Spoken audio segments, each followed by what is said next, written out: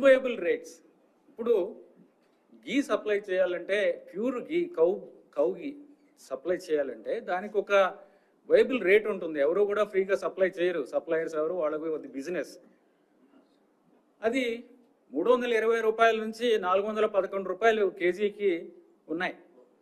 అంత తక్కువ రేటులో ఎలా సప్లై చేస్తారు అనేది చూస్తే, ఎవరు కూడా ఆ రేటు చూస్తేనే మనకి ఇది ప్యూర్ గీ సప్లై చేయడం వీళ్ళు కాదు అనేది ఎక్స్పర్ట్స్ కూడా చెప్తున్నారు. నార్మల్ పర్సన్స్ కూడా చెప్తారు. మనం కూడా బయట కొన్నప్పుడు, మంచి గీ కొన్నప్పుడు ఎంతకు వస్తుందని మనకు కూడా తెలుసు. బయట ఎంత రేటుకి మనము ఎంత రేటు పెట్టాల్సి వస్తుంది క్వాలిటీకి కొనుక్కోవాలంటే మనకు కూడా తెలుసు.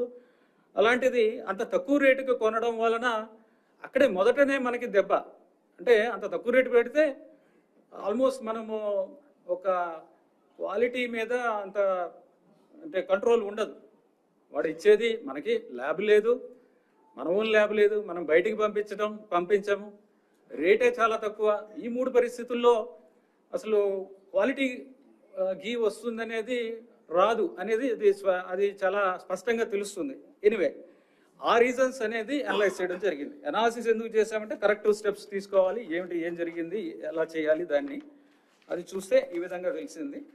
సో ఉన్న సప్లయర్స్తో గట్టిగా బ్లాక్ లిస్ట్ చేస్తామని చెప్పిన తర్వాత అందరూ కూడా క్వాలిటీ సప్లైస్ అన్నీ కూడా శాంపుల్స్ బాగానే ఉన్నాయి. ఎక్సెప్ట్ ఒక సప్లయర్ ఏఆర్ ఫుడ్స్,